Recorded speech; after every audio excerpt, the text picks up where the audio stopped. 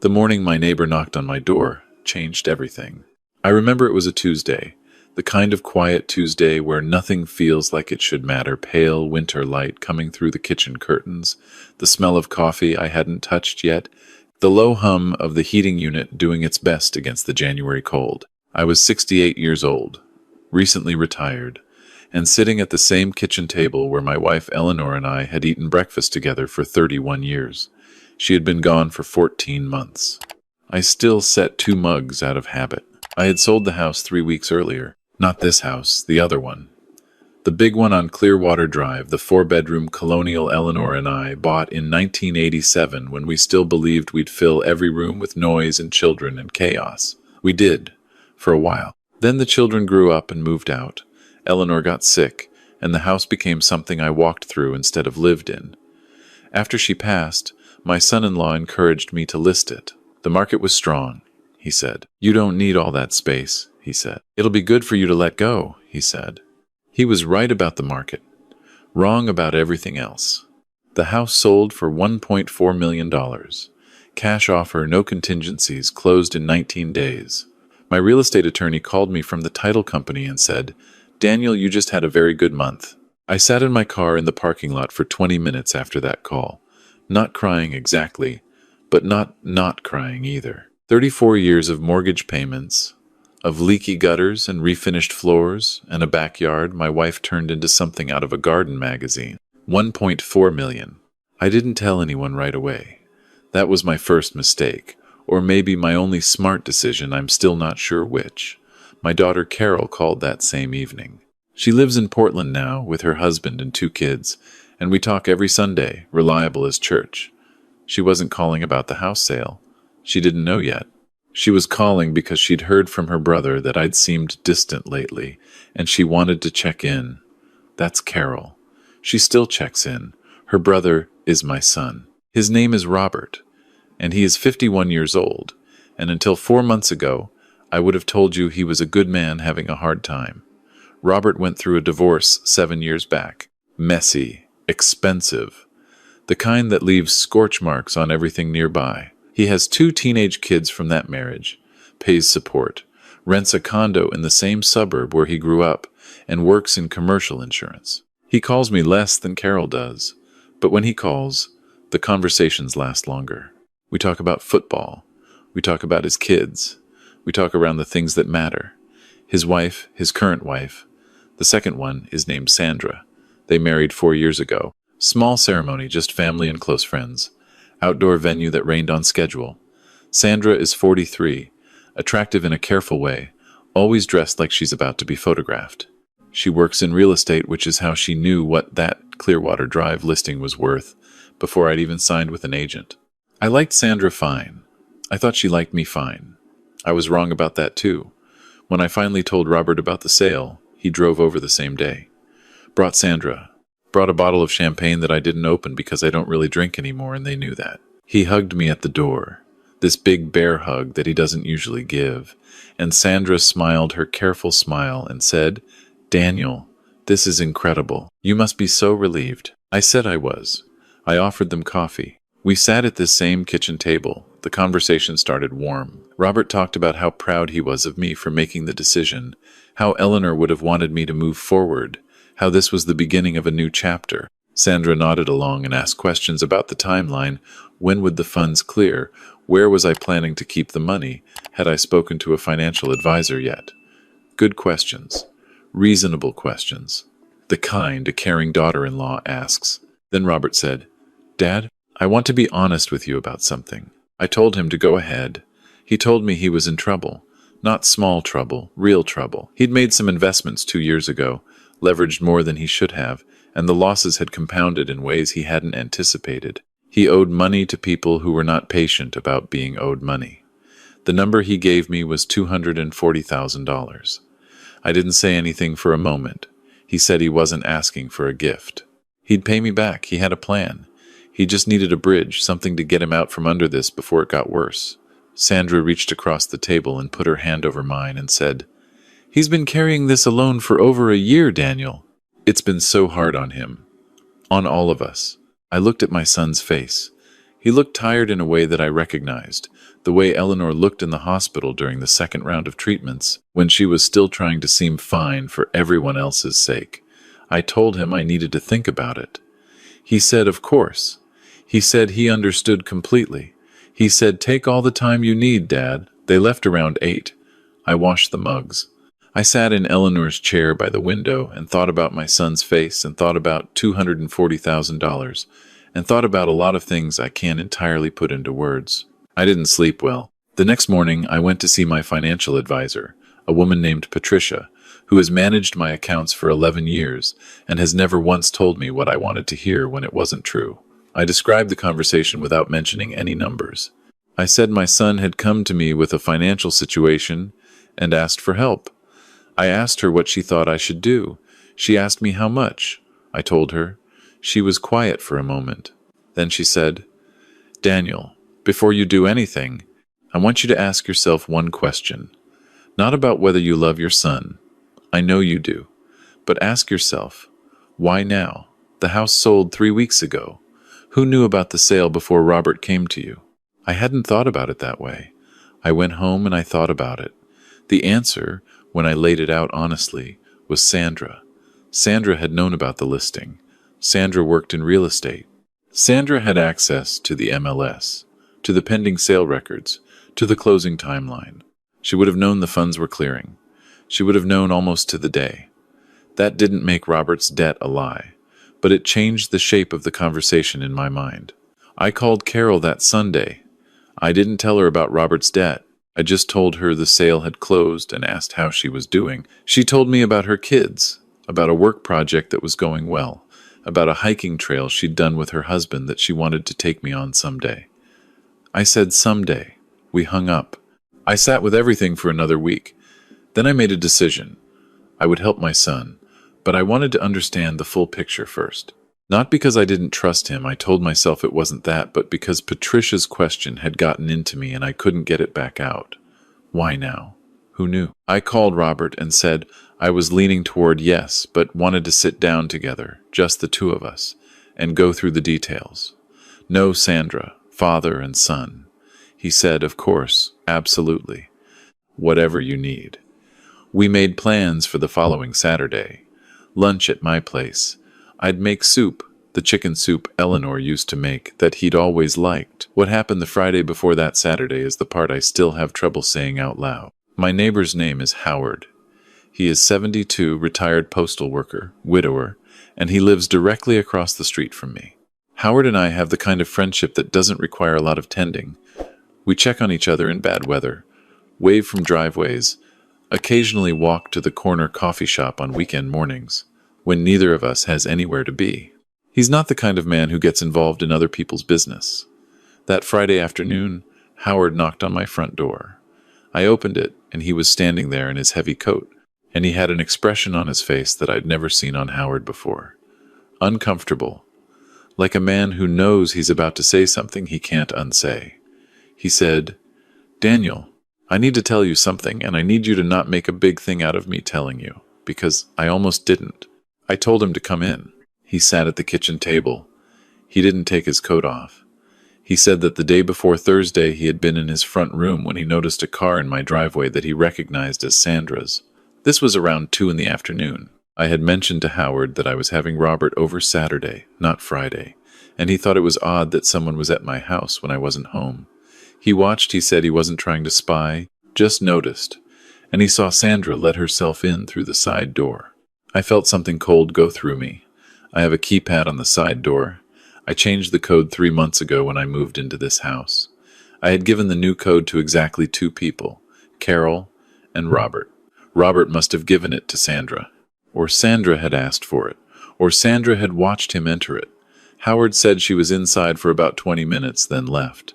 No boxes, no bags. He'd almost called me right then, but talked himself out of it, and then he'd spent the whole next morning talking himself back in, and here he was. I thanked him. I told him I was grateful. I told him to please not mention this to anyone. After he left, I walked through my house slowly and tried to figure out what Sandra could have wanted. Nothing looked disturbed. Nothing was missing that I could see. I checked my desk. I checked the filing cabinet where I keep financial documents. Everything appeared to be in order. Then I went to the kitchen and looked at the shelf where I keep my medications.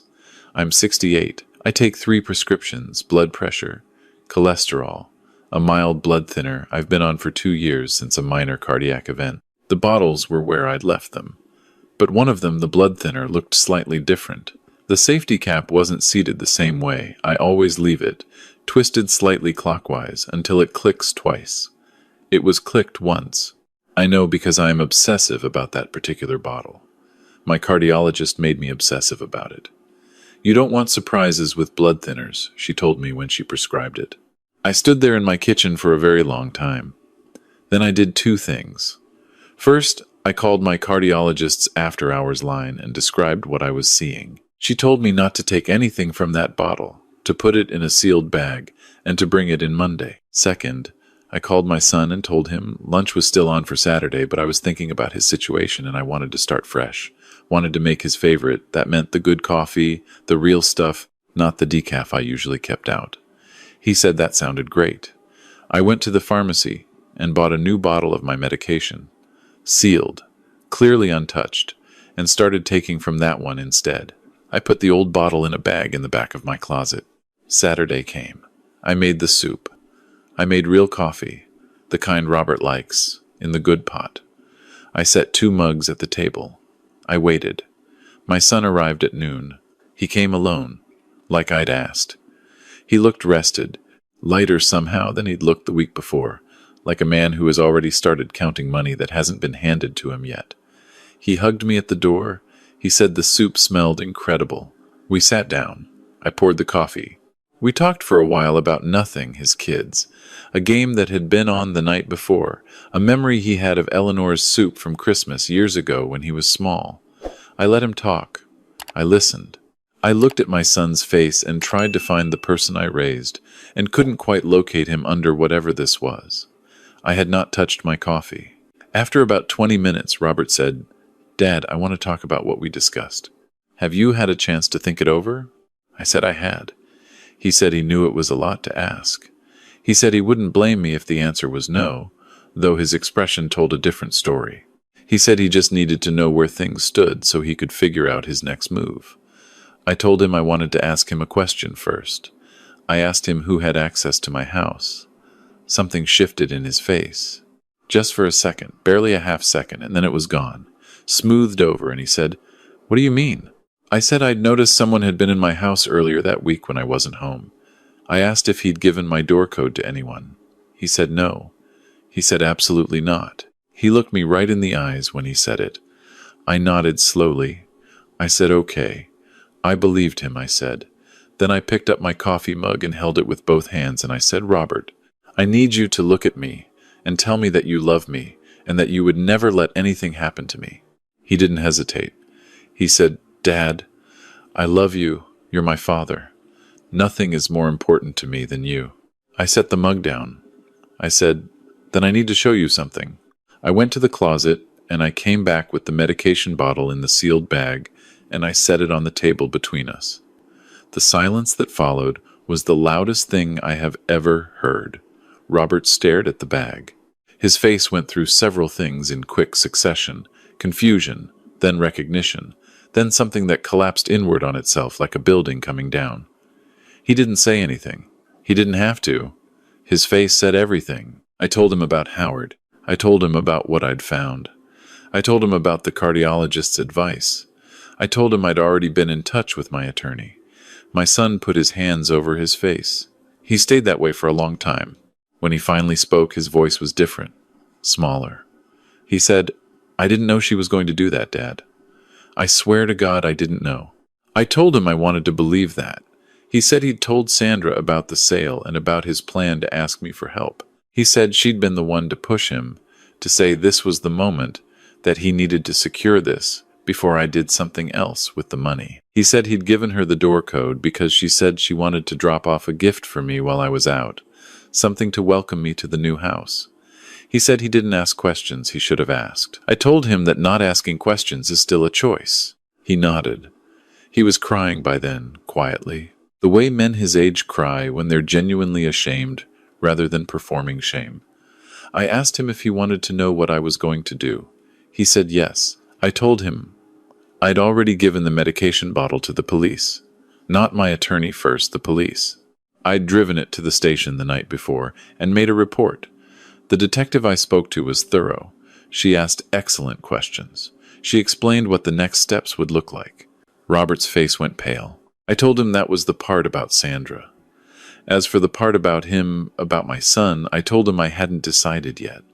I told him that depended on what he did in the next 24 hours. He asked me what I needed him to do. I told him I needed him to be honest. Not with me, I'd already heard from him. I needed him to be honest with the detective who had given me her card, whose number I now slid across the table. I needed him to tell her everything he knew, everything Sandra had said, every conversation, every plan. I told him the difference between being a witness and being a co-conspirator was paper thin, and the only thing standing between him and the wrong side of that line was whether he walked into that police station voluntarily or waited to be asked. My son picked up the detective's card. He looked at it for a long time. Then he put it in his shirt pocket. He stood up from the table. He said, "I'm sorry, Dad. I'm so sorry." I told him I knew. I told him I was sorry too. He left without touching the soup. Sandra was arrested 11 days later. The lab analysis of the medication bottle confirmed that several of my blood pressure tablets had been replaced with a different compound, something that, combined with my blood thinner, could have caused serious internal bleeding. My cardiologist used the words potentially fatal when she called me with the analysis results. She also said, "Daniel, whatever made you check that bottle, trust that instinct for the rest of your life." What made me check the bottle was Howard noticing a car in my driveway. What made Howard knock on my door instead of looking the other way was something I asked him about 2 weeks after Sandra's arrest, when we were walking to the corner coffee shop on a Saturday morning, the way we sometimes do. He thought about it for a moment. Then he said, "I kept thinking about what I'd feel like if something happened to you, and I'd known something was wrong and didn't say anything. I decided I'd rather have an uncomfortable conversation." I told him that uncomfortable conversation was the reason I was standing there having coffee with him. He said, "Well, that's reason enough." Robert cooperated fully with the investigation.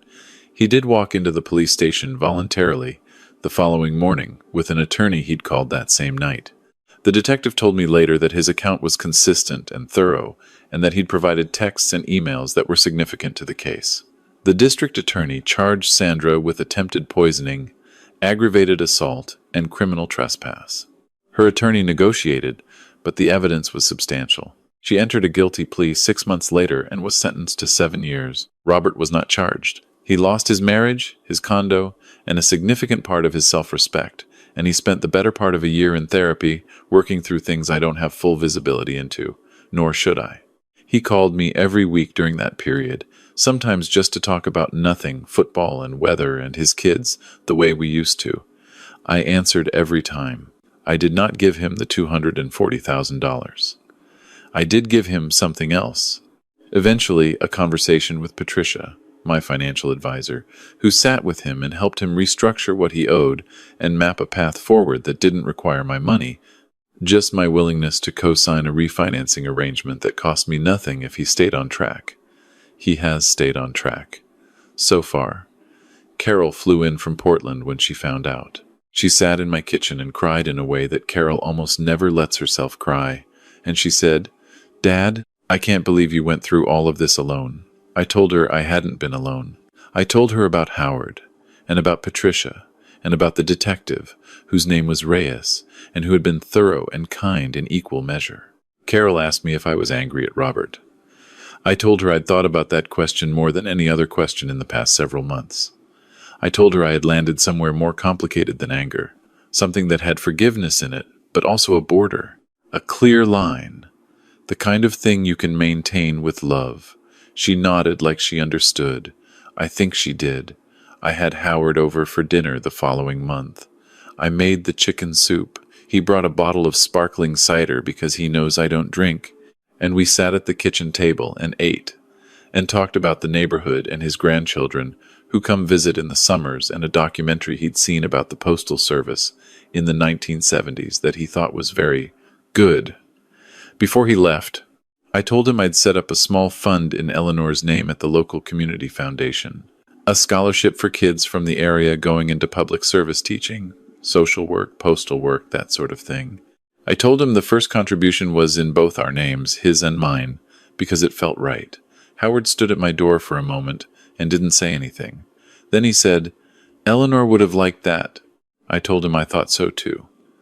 I still set 2 mugs out in the morning sometimes. I'm working on that. I'm working on a lot of things at 68, learning which relationships to tend and which to hold at careful distance, learning that love for a child doesn't require you to be a victim of that child, learning that the neighbors who show up uncomfortable at your door are often the people who matter most. My medication bottles are all sealed. I check the caps. I don't think I'll stop checking for a very long time.